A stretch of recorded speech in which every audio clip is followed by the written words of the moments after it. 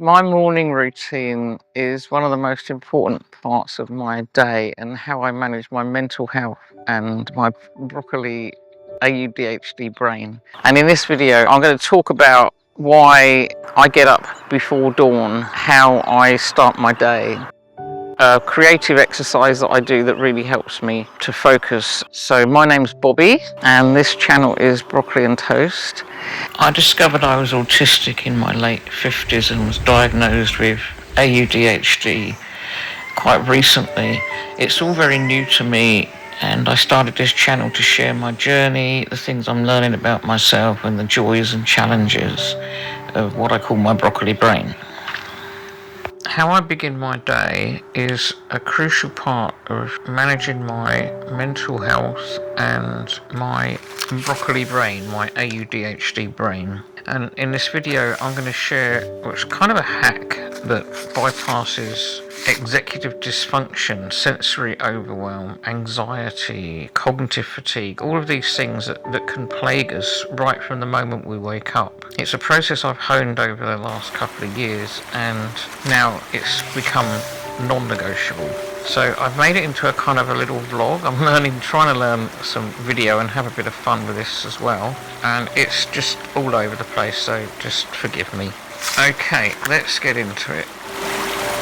I need very calm mornings. These are all things I've been learning about myself in the last few months. I know that I need a really calm morning, and the more I can stay in my own little world, in my own little focus, the better my energy is and the whole vibe for the day. Because the way my brain is, I don't need any distractions. So I try and get up early before anyone else is awake. I don't look at phones or things like that because there's too much stuff coming in to distract me and all these other people's thoughts and words that I don't really want in my head. So I try to go outside, and whatever the weather, I mean, if it's really bad weather, I'll probably just go and stand out and breathe in the air, but just to get that feel of being out in this kind of nature.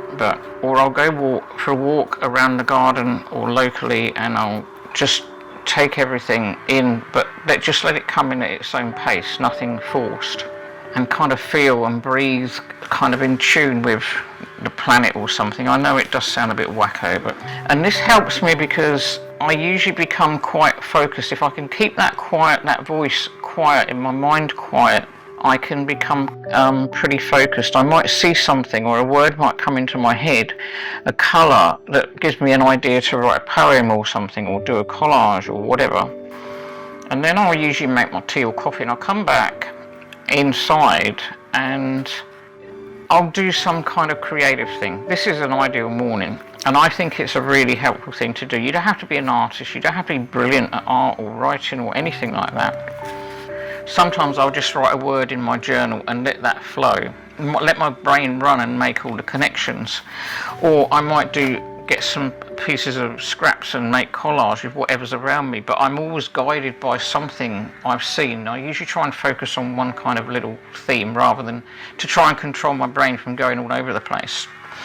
This is how, like, hyper-focus, people think about ADHD as being always like lack of focus or attention, but you can be hyper-focused, and some people are not keen on that, and it can be bad because you can't do other things. It's hard to break out of it, but I kind of quite like it, so I try and use it to my advantage. Now this morning I saw a spider's web, and when I saw the spider's web, my brain is going off doing its little broccoli brain thing, making all these connections. Because I know my brain's doing it, I can feel my brain doing it, I can almost see the connections kind of happening. So I've got this idea of a web, and my brain is already running. I'll just think of all the things that I think of when I see a web. All these words will come into my head. It's a great way to journal or do collage. So like here, I was thinking about the web, so I'll start looking through scraps and I'll find something like this. This reminds me of the web. It's a connection, it's a kind of a grid, it's got these interconnecting lines. This reminds me of the web. This is like a sacred kind of geometry pattern, but looking at the way this pattern is so gorgeous, and this pattern here, the flower-likeness of it, that reminds me of a web. It reminds me of things that are fragile, it reminds me of things that are lacy. It reminds me of like, like lacy, like wintry kind of tree branches. And I let all these things roll, and then I'll just tear things out, tear bits of photographs, make collages, do little rub-ins. And I get all these ideas in my mind. I play with wire, all kinds of things, all from one word or one thing I've seen. The connection, the thread, just so many different things. I was thinking of, like routes, plane tickets, travelling, threads going off at all different tangles and then meeting up together. I think of all these things, but the whole point is I try and create something with all these thoughts and try and keep them trained into creating one kind of thing, because that gives me a lot of dopamine hits. It keeps the kind of world at bay. It stops me thinking gloomy thoughts. It stops my brain going off into doom and gloom thought loops. And because I get all this dopamine from it and all of the other good stuff and the serotonin, it stops you craving other stimuli, and you can really channel it into your art. It's just one way I find in the morning that really helps me to deal with how my brain is. If I don't do that and I just if I don't try to kind of keep it focused on something and I let things just run, I can end up in bad thought loop, get upset. But once I'm in that focus mode, then I can run with it. I love this book. This book is called Morning by Alan Jenkins. It's very calm. I read a bit of this book every day. It's written like a calendar through the year, and since I got it a few years ago, I read it every year. I put it to my time in, and he just talks about mornings. He talks about his mornings in the garden, his allotment. He interviews other people about their morning habits if they're an early riser. So what have we got? Today will be like May here, so there'll be November in this book because he's in England. Oh, he got the 19th, so he's got London. I sleep without clothes but slip pyjamas on to walk about and write. I am thankful for them this morning as I stand out on the terrace. It's a consecutive morning of astonishing stars, sometimes harder to see in the city. The once familiar patterns are there though, the plough, the planets. The super crisp air is clear, near freezing at 2 degrees. I stand longer than I planned, better with scarf and socks. The early bird is back, a sweet song that doesn't last long. I love these November mornings, leaves twisting like prayer flags. And in my video I actually have, I wasn't thinking of that then, but this is like this synchronicity thing I keep seeing. I videoed my prayer flags and by the oak tree and the twisted leaves, and I had exactly the same sort of thought. Filigree horizon now, so the filigree of the trees, a delicacy to the sketchy trees as they quickly drawn in pen and ink. I didn't even know this was going to come up today, looking at all this. Even the Tithonia in Carla's garden have almost given up. Dawn is coloured apricot punctuated with ducks. The ducks, a wild fowl, are in my video this morning, soaring city gulls and clustered pigeons. We're coming to the last of the yellowing leaves, and there is a likeness to the cloud, palest rose like candy floss. Steam is coming off the tower. Everyone's heating on, the pale blue skies, the plains streaked like a child's scribble, but all still silent until the blackbird gets a second wind. Things like that fill me up. These are the things that I need in my morning. This calm. This is how I try and create myself a calm space to start the day. I realise that we can't do them every day, but even if you can do it once a week, twice a week, whenever you can do it, you can create your own ritual for calm. And this is one of mine. It might sound a nightmare to some people, but to my brain, my AuDHD, broccoli brain, it really needs things like this.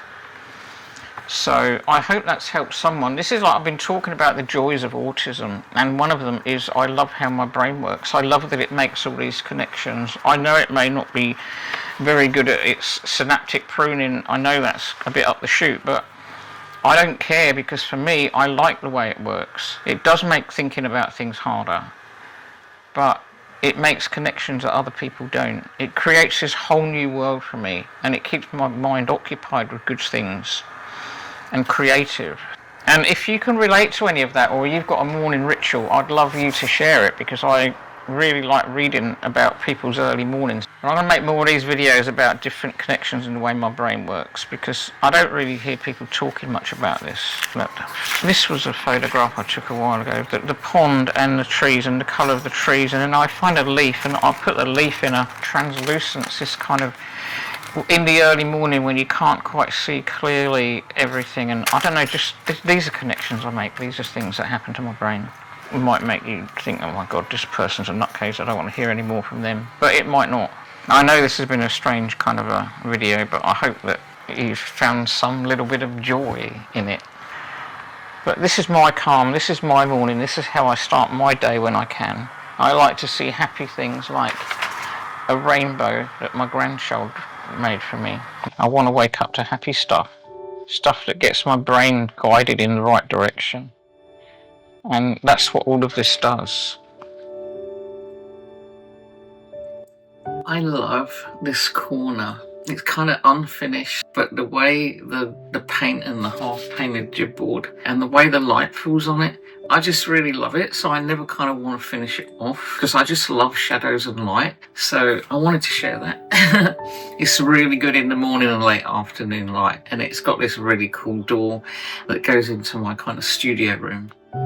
And I wanted to show this. Oh, dressing gowns are definitely a part of my calm morning. They're my kind of sensory things in the winter, and they just make you feel warm and cozy. And it's actually a kind of hoodie thing. It's got a big hood, so you kind of feel like a bear.